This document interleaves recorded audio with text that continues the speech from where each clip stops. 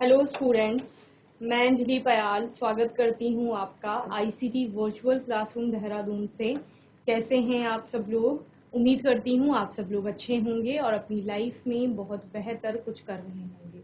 आज हम बात कर रहे हैं क्लास 9 के साइंस की, और जैसा कि यहाँ पर चैप्टर 4 का रिवीजन हमारा चल रहा है उसी को आज कंटिन्यू करेंगे और कुछ और क्वेश्चन के आंसर्स को जानेंगे। ओके, तो आइए देखते हैं चैप्टर 4 क्या है। स्ट्रक्चर ऑफ दी एटम यानी परमाणु की संरचना। जिस परमाणु के बारे में आपने बहुत सारी चीजें पढ़ ली थी, अब बात है उसकी संरचना की, यानी कि संरचना जो उसमें सब एटॉमिक पार्टिकल्स हैं वो कहाँ पर स्थित है, किस प्रकार से स्थित है, उनकी बात कर रहे हैं। ओके, चलिए।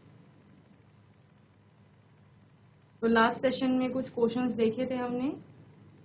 क्वेश्चन नंबर 10 था आपका, find out the valency of the atoms represented by the figures A and B.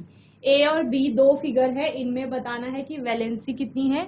तो पहले में चूंकि बाह्यतम कोश में 8 इलेक्ट्रॉन है तो वहां पर वैलेंसी 0 हो जाएगी। इसमें 7 इलेक्ट्रॉन है तो वैलेंसी 1 हो जाएगी। ठीक है।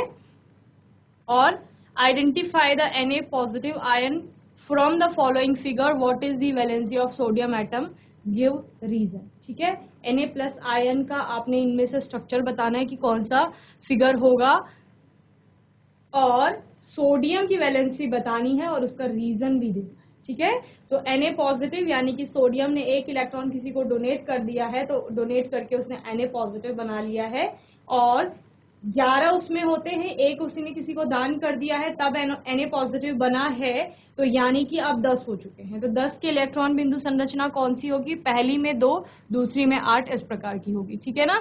और फिर हमने क्या कहा यहाँ पर क्वेश्चन है what is the valency of sodium atom. क्योंकि सोडियम की बात हो रही है तो सोडियम में तो 11 इलेक्ट्रॉन होते हैं, बाह्यतम कोश में 1 इलेक्ट्रॉन होता है, तो इसकी वैलेंसी भी 1 ही होगी, यानी कि ये 1 इलेक्ट्रॉन दे करके क्या करता है, स्थायी अक्रिय गैस के समान विन्यास प्राप्त करता है। Okay, calculate the number of neutrons present in the nucleus of an atom element X which is represented as X1531। okay, जहां Z यानी कि परमाणु का क्रमांक 15 है, A यानी कि परमाणु का द्रव्यमान कितना है, 31 है। ठीक है, उसके लिए न्यूट्रॉनों की संख्या कैलकुलेट करनी थी। तो बच्चे आपको पता है द्रव्यमान की संख्या होती है प्रोटॉनों की संख्या धन आपका न्यूट्रॉनों की संख्या, यानी किसी भी परमाणु का द्रव्यमान क्या है, जितने उसमें प्रोटॉनों की संख्या है और प्लस जितने उसमें न्यूट्रॉनों की संख्या हो। ठीक है, तो यहाँ पर कैसे कैलकुलेट करेंगे, क्योंकि प्रोटॉनों की संख्या आपको 15 दी गई है, द्रव्यमान आपको कितना दिया गया है, 31। तो 31 में से आप माइनस कर लेंगे 15, कितना आ जाएगा, 16। तो वो क्या होंगे, न्यूट्रॉनों की संख्या होगी। ओके, यानी नंबर ऑफ न्यूट्रॉन्स।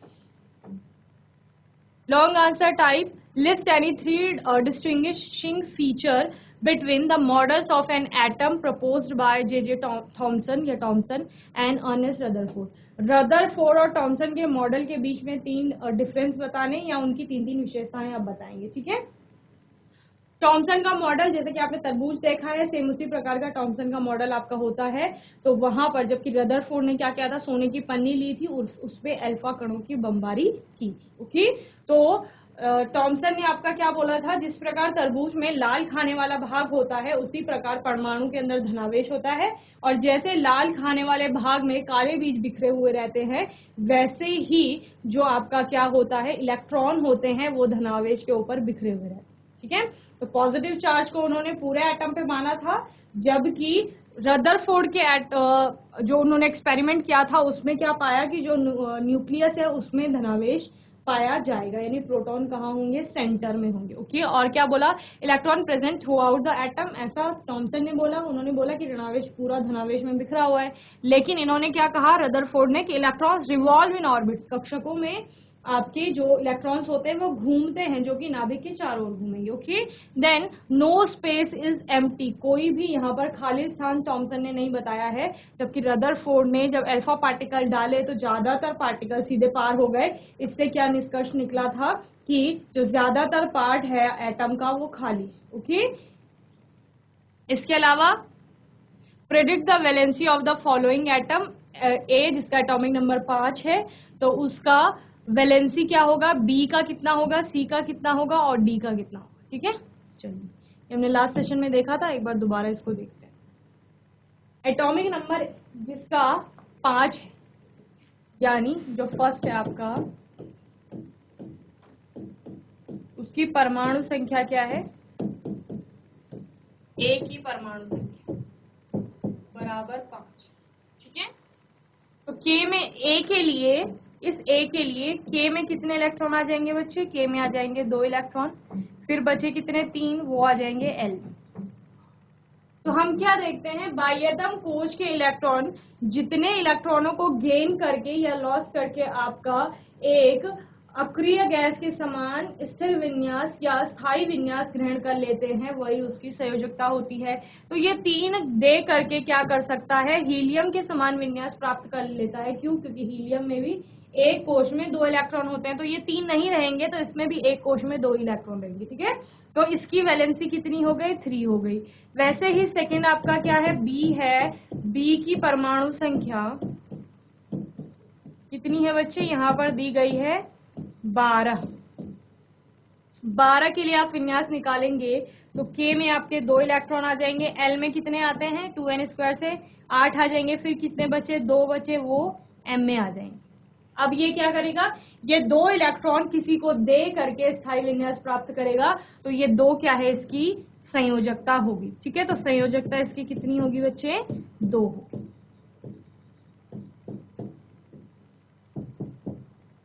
तीसरा है आपका C, जिसकी परमाणु संख्या या परमाणु क्रमांक कितना है? 14। ओके, 14 के लिए K में कितने आएंगे? 2 इलेक्ट्रॉन। L में आपके कितने आएंगे? 8 इलेक्ट्रॉन। M में आपके आएंगे 4 इलेक्ट्रॉन। ये भी क्या करेगा? 4 इलेक्ट्रॉन किसी को दे करके या 4 इलेक्ट्रॉन किसी से ग्रहण करके आपका स्थायी विन्यास ग्रहण कर लेगा, तो इसकी संयोजकता भी 4 हो जाएगी।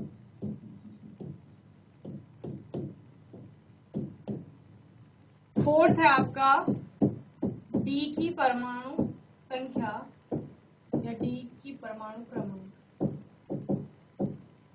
D का कितना है? 17।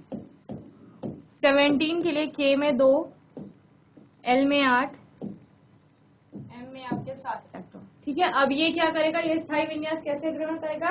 एक इलेक्ट्रॉन को ग्रहण करके, क्योंकि 7 है, अष्टक पूरा करना है, तो एक इलेक्ट्रॉन किसी से ग्रहण करना या आप क्या बोलेंगे, एक्सेप्ट करना इजी है एज कंपेयर टू 7 इलेक्ट्रॉन किसी को देने से। ओके, तो ये एक इलेक्ट्रॉन किसी से लेगा तो इसकी वैलेंसी कितनी हो जाएगी? इसकी वैलेंसी हो जाएगी 1, क्योंकि इसकी संयोजन क्षमता 1 है। ये एक इलेक्ट्रॉन के लिए दूसरे से बॉन्डिंग करे। ओके, चलिए नोट करिए जल्दी से, फिर नेक्स्ट क्वेश्चन देखते हैं।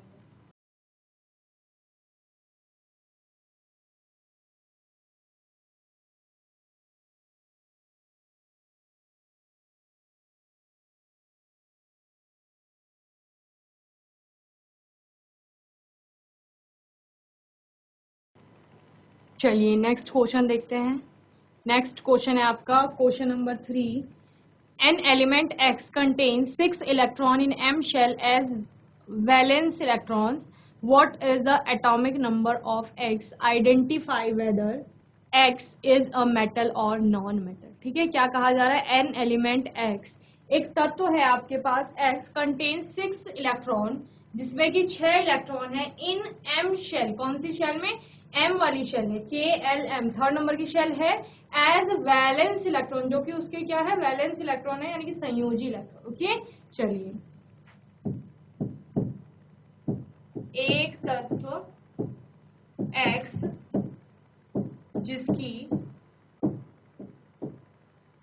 जिसके M कोश में संयोजी इलेक्ट्रॉन है। ठीक है, what is the atomic number of X? क्या कहा जा रहा है?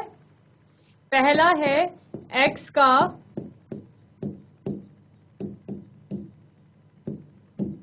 परमाणु क्रमांक क्या है, और दूसरा क्या है? Identify whether X is a metal और नॉन मेटल। क्या कहा जा रहा है? आपको पहचान करनी है कि जो ये X है ये मेटल यानी कि धातु है या फिर कोई अधातु है। ओके,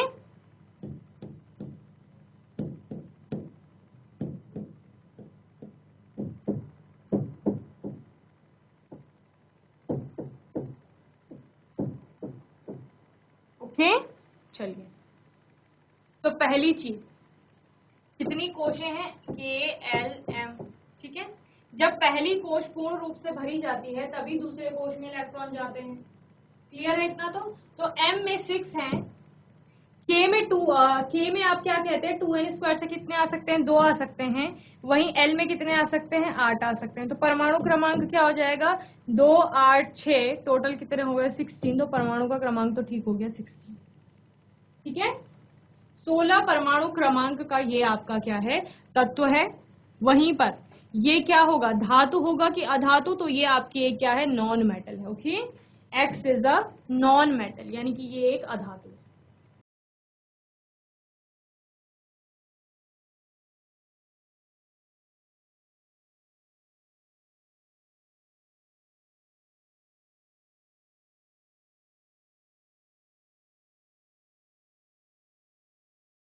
सल्फर का होता है 16। ठीक है, उसके बाद 17 क्लोरीन का होता है।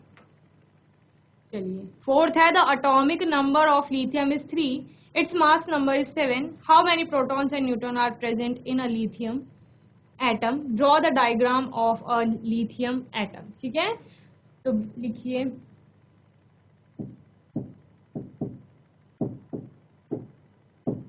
लिथियम का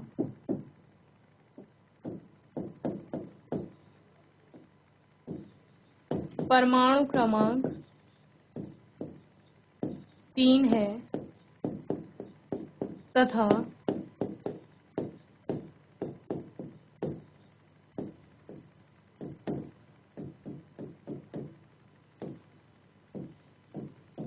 परमाणु द्रव्यमान 7 है। ठीक है, how many protons and neutron are present in a lithium atom. First क्या है आपका? How many protons and neutrons are present in a lithium atom, यानी कि लिथियम का जो परमाणु है उसमें आपने क्या बताना है? प्रोटॉनों और न्यूट्रॉनों की संख्या बतानी है। ठीक है, तो चूंकि परमाणु का क्रमांक 3 है, पहली चीज परमाणु का क्रमांक, बार बार सेम क्वेश्चन आ रहे हैं तो आपको क्लियर हो जाने चाहिए। ठीक है ना, तो क्वेश्चन किसी भी तरीके से वो पूछ सकता है, बस आपका कॉन्सेप्ट क्लियर होना चाहिए कि परमाणु का क्रमांक बराबर क्या होता है? प्रोटॉनों की संख्या होता है। और हमने क्या बोला था बच्चे? उदासीन अवस्था में इलेक्ट्रॉनों की संख्या होता है।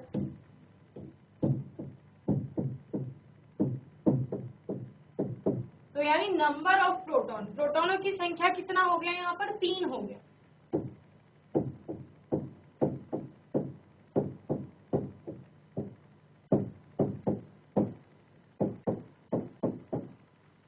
तीन प्रोटॉनों की संख्या हो गई। ठीक है, और द्रव्यमान संख्या कितना दिया है? मास नंबर 7 दिया है। तो हमें पता है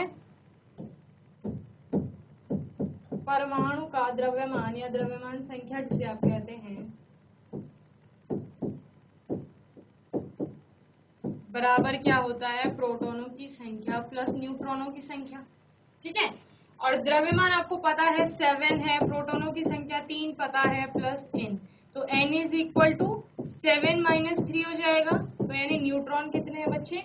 4 है। 4 न्यूट्रॉन आ गए। अब क्या निकालना है? Draw the diagram of a lithium atom. Diagram से क्या समझ रहे हैं? इलेक्ट्रॉन बिंदु संरचना जो आप दिखाते हैं, आप बताते हैं कि कौन से कोश में कितने इलेक्ट्रॉन है, तो उसके लिए हमारे पास इलेक्ट्रॉनों की संख्या होना चाहिए। तो हमने पहले ही क्लियर कर दिया था कि परमाणु का क्रमांक बराबर प्रोटॉनों की संख्या बराबर इलेक्ट्रॉनों की संख्या। क्योंकि प्रोटॉन 3 है तो इलेक्ट्रॉनों की संख्या भी कितनी हो जाएगी बच्चे? 3 हो जाएगी। इलेक्ट्रॉनों की संख्या कितनी है? 3 है।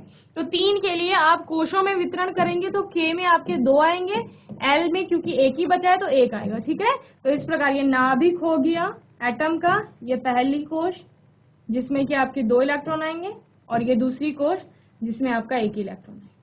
क्लियर? चलिए नोट कीजिए जल्दी से।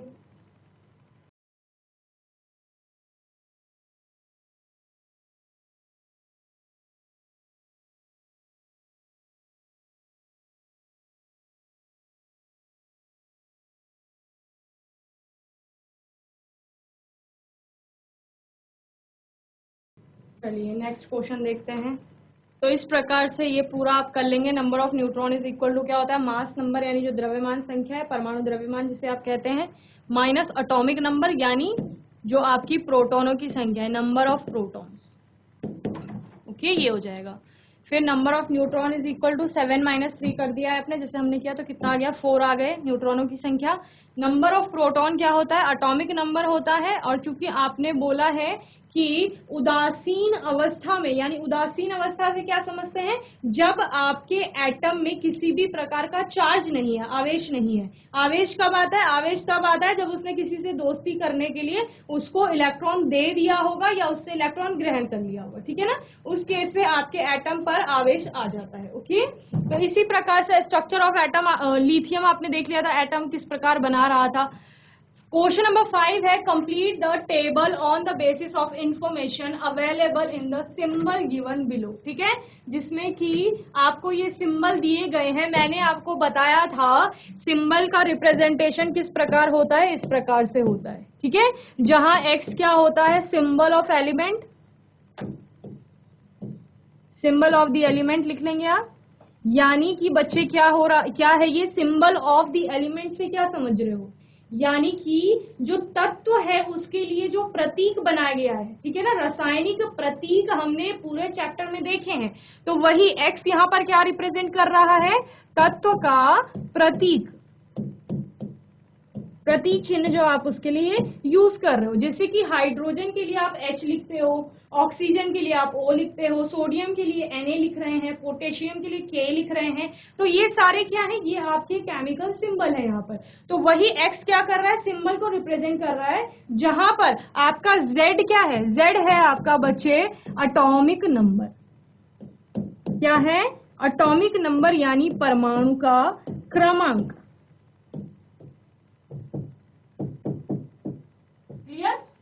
ए आपका क्या दिखाता है, ए बताता है आपको, जिसको आप मास नंबर कह रहे हैं या एटॉमिक मास कह रहे हैं, यानी कि परमाणु का द्रव्यमान या परमाणु की द्रव्यमान संख्या जिसे आप कहते हो। ठीक है, एटॉमिक मास इसे लिखेंगे। दूसरा, आप इस, अगर आपके पास सिंबल आया है आप उससे इजीली बता भी सकते हैं। क्यों, क्योंकि द्रव्यमान संख्या हर एक केस में ज्यादा है और जो दूसरा आपका क्या है, परमाणु संख्या है वो कम होती है। जैसे यहाँ पर क्लोरीन का दिया गया है, कितना दिया गया है, 17Cl35। कैसे लिखा है, 17Cl35 लिखा गया है। ठीक है, तो 35 ऊपर है, ऊपर क्या लिखा है, ए लिखा है। ए यानी कि द्रव्यमान संख्या या परमाणु का द्रव्यमान जिसे आप बोल रहे हो। ओके, क्लियर है। और ये ए इज इक्वल टू क्या होता है बच्चे, ए इज इक्वल टू होता है P+N, यानी number of proton plus number of neutron. यानी number of proton plus neutron क्यों लिख रहे हैं द्रव्यमान को, क्यों, क्योंकि हमने क्या पढ़ा, हमने पढ़ा कि पूरे एटम का जो द्रव्यमान है वो इस सेंटर में है ना, और सेंटर क्या है, न्यूक्लियस है, नाभिक जिसे कह रहे हैं, केंद्र में सारा द्रव्यमान है। और केंद्र में क्या क्या चीजें हैं, एक आवेशित कण है प्रोटॉन का और दूसरा क्या है, अनावेशित न्यूट्रॉन के कण। यही हमने बोला। तो यहाँ पर चूंकि नाभिक में आपके P और N ही है सिर्फ, यानी कि प्रोटॉन और न्यूट्रॉन है, तो उन्हीं के द्वारा क्या हो रहा है, द्रव्यमान में योगदान दिया जा रहा है। तो द्रव्यमान क्या है, प्रोटॉनों की संख्या प्लस न्यूट्रॉनों की संख्या। इसके अलावा एटम में है क्या, 3 सब एटॉमिक पार्टिकल की बात की थी, तीसरा आपका इलेक्ट्रॉन है। और जब किसी भी एटम ने इलेक्ट्रॉन किसी को दिया नहीं है, ना किसी से इलेक्ट्रॉन लिया भी नहीं है, यानी कि, तो उस केस में जब हम उदासीन बोल रहे हैं परमाणु को, तो वहां पर उदासीन का मतलब क्या होता है, धनावेश और ऋणावेश की मात्रा क्या है बच्चे, बराबर है। और धनावेश क्या है, प्रोटॉन, और ऋणावेश क्या है आपका, इलेक्ट्रॉन। तो यानी प्रोटॉनों और इलेक्ट्रॉनों की संख्या वहां पर क्या है, बराबर है। यहां पर हमने क्लोरीन का एग्जांपल लिया। टेबल के अकॉर्डिंग आपको बताना है, टेबल में क्या है, एक तो एलिमेंट पूछा गया है कि तत्व क्या होगा आपका, दूसरा एनपी मतलब क्या है, प्रोटॉनों की संख्या,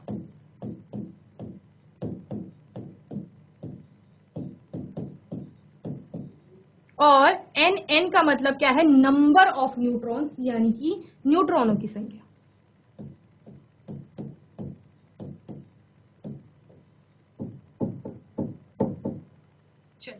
तो अब कैसे कैलकुलेट करेंगे, इससे पहले वाले क्वेश्चन में भी आपने इजीली कैलकुलेट किया था, यानी कि जो यहाँ पर a की वैल्यू है उसमें से आप z की वैल्यू को माइनस कर लोगे। z की वैल्यू क्या है, प्रोटॉनों की संख्या ही तो है। किसी भी परमाणु का क्रमांक मतलब होता है उसमें प्रोटॉनों की संख्या। तो अगर आपको परमाणु का क्रमांक दिया गया है मतलब आपको प्रोटॉनों की संख्या बताई गई है, और उदासीन अवस्था में आपको इलेक्ट्रॉनों की संख्या भी बताई गई है। तो आपके पास प्रोटॉनों की संख्या तो है जो यहाँ लिखा गया है नीचे। तो यहाँ पर क्लोरीन के लिए सिंबल Cl है, एलिमेंट आपका क्या है, क्लोरीन है। क्या लिखेंगे, क्लोरीन। तत्व कौन सा है बच्चे, क्लोरीन। इसका परमाणु का क्रमांक यहाँ पर Z दिया गया है जो कि 17 है, तो प्रोटॉनों की संख्या इसमें कितना होगा, 17 ही होगा। ठीक है। अब चूंकि आपको A की वैल्यू यहाँ पर 35 दी गई है, यानी कि द्रव्यमान संख्या या परमाणु का द्रव्यमान जिसे आप कह रहे हैं वो भी दिया गया है, तो वो 35 है। अब आप क्या करेंगे, उस 35 में से इस 17 को माइनस कर दो। सिंपली क्या कर दिया आपने, आपने घटा दिया है, 35 में से 17 को घटा दिया है, और आपको आंसर कितना मिला है, अंतर उनका आया है 18, और ये 18 क्या है, इसमें न्यूट्रॉन है। यानी कि इस पूरे अगर ये क्लोरीन का परमाणु है, इसका द्रव्यमान किस पर निर्भर कर रहा है, इसी के नाभिक पे निर्भर कर रहा है, और इसके नाभिक में क्या है, इसके नाभिक में है 17 धनावेशित कण जो कि प्रोटॉन है, और 18 अनावेशित कण। अनावेशित यानी जिसमें किसी भी प्रकार का आवेश नहीं है, और वो क्या है, न्यूट्रॉन है। क्लियर। चलिए ये नोट करेंगे, फिर कार्बन की बात करेंगे।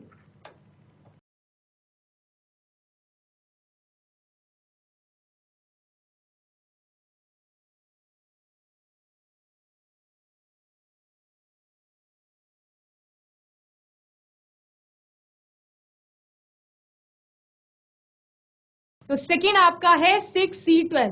6C12 क्या बता रहा है कि C कार्बन एलिमेंट है आपका, जिसमें कि Z की वैल्यू 6 है। Z की वैल्यू का मतलब प्रोटॉनों की संख्या कितनी है, 6 है। ठीक है। और 12 का मतलब क्या है, A की वैल्यू 12 है, यानी कि परमाणु का जो द्रव्यमान है वो 12 है। तो परमाणु का द्रव्यमान मिल गया, प्रोटॉनों की संख्या मिल गई, तो न्यूट्रॉनों की संख्या कैलकुलेट कर लोगे। क्या होता है, आपका परमाणु को जो द्रव्यमान है उसमें से माइनस कर दोगे किसको, जितनी उसमें प्रोटॉनों की संख्या है उस।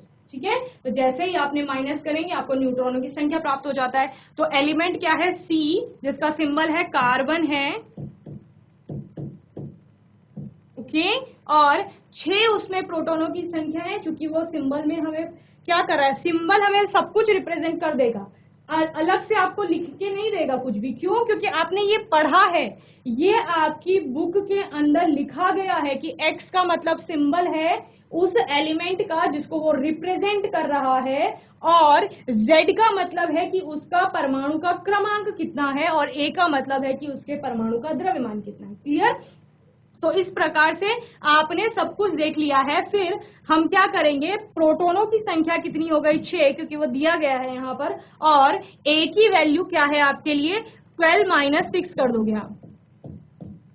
ठीक है। A की वैल्यू 12 है, प्रोटॉनों की संख्या आपने माइनस कर दिया, कितना आ गया, न्यूट्रॉनों की संख्या 6 आ जाएगा बच्चे। तो इस प्रकार से कितने न्यूट्रॉन हैं, इस कार्बन के परमाणु में प्रोटॉन और न्यूट्रॉन बराबर संख्या में है, दोनों ही क्या है, 6 की संख्या में। ठीक है। तो परमाणु का द्रव्यमान कितना हो रहा है, यहाँ पर 12 हो रहा है। ये हो गया। देन थर्ड है आपका Br। Br क्या होता है बच्चे, आपका ब्रोमीन या ब्रोमाइन जिसे आप कहते हैं। जब आप धातु अधातु पढ़ रहे थे 8th क्लास में भी, तो आपने क्या बोला कि ये तो वही धातु, ये तो वही अधातु है आपकी, जो कि क्या होती है, कमरे के तापमान पर या सामान्य तापमान जिसे आप कहते हैं उस पर द्रव अवस्था में पाई जाती है। ऐसी अधातु जो सामान्य ताप पर द्रव अवस्था में पाई जाती है वो क्या है, ब्रोमीन है। और ब्रोमीन के लिए क्या लिखा गया है, Br 35 और 81। ठीक है। 35 क्या है, इसमें नंबर ऑफ प्रोटॉन्स होंगे, यानी कि Z की वैल्यू है 35, 35, और वहीं पर 81 क्या है, इसका परमाणु का द्रव्यमान है, या जिसको द्रव्यमान संख्या बोल रहे हैं। तो आप इस 81 में से 35 को माइनस कर देंगे तो आपको नंबर ऑफ न्यूट्रॉन्स पता चल जाएंगे। ठीक है। तो यहाँ पर प्रोटॉनों की संख्या 35, अब 81 में से 35 माइनस किया, नंबर ऑफ न्यूट्रॉन्स आपको पता चल गए 46। ओके, यानी न्यूट्रॉनों की संख्या। चलिए जल्दी से नोट करेंगे, फिर आगे नेक्स्ट क्वेश्चन देखेंगे।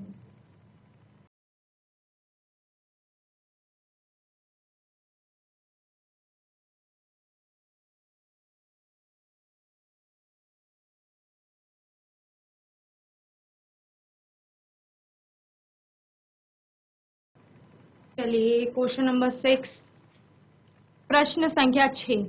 जब आपके पास ऐसे 2, 3, 4, 5 लाइन के क्वेश्चन आते हैं तो एक तो घबराना नहीं होता क्वेश्चन देख के, ठीक है, एक एक सेंटेंस करके क्वेश्चंस को पढ़ना होता है, ठीक है। तो पहला क्या लिखा है, in the atom of an element Z 5 electron are present in the outermost shell. बहुत सिंपल है, Z आपका क्या है, कोई एलिमेंट है, तत्व क्या है Z, और कहा है बाह्यतम कोश में इसके कितने हैं बच्चे, 5 इलेक्ट्रॉन है। बाह्यतम कोश में E नेगेटिव यानी इलेक्ट्रॉन की संख्या बराबर 5, ठीक है। सेकेंड सेंटेंस क्या है, it requires noble gas configuration by accepting requisite number of electrons, then what would be the charge on ions so formed? Write the formula of the compound which will formed when Z react with Na atom. Okay? क्या कह रहे हैं कि उसकी बाह्यतम जो कोश है उसमें 5 इलेक्ट्रॉन है। कोई भी तत्व जो होता है, मैंने आपको बताया है, उसको एक स्थायी विन्यास ग्रहण करने के लिए या अक्रिय गैसों के समान विन्यास ग्रहण करने के लिए अष्टक पूरा करने के लिए इलेक्ट्रॉनों की जरूरत होती है, या फिर वो इलेक्ट्रॉनों को क्या करता है, डोनेट करता है, ठीक है।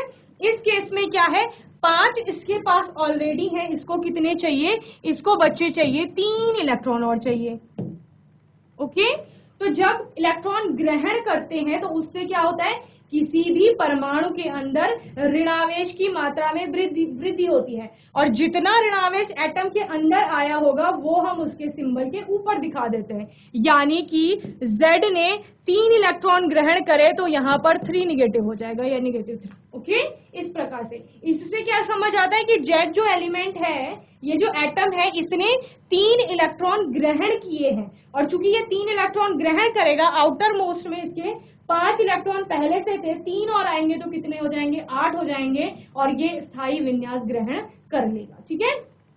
Right the formula of the compound which will formed when Z react with sodium atom. अब Z सोडियम एटम से रिएक्ट करेगा तो क्या बनाएगा, तो सोडियम तो एक ही इलेक्ट्रॉन की क्या दिखाता है, एक इलेक्ट्रॉन उसमें ज्यादा होता है। सोडियम का परमाणु क्रमांक 11, उदासीन अवस्था में नंबर ऑफ इलेक्ट्रॉन्स भी 11।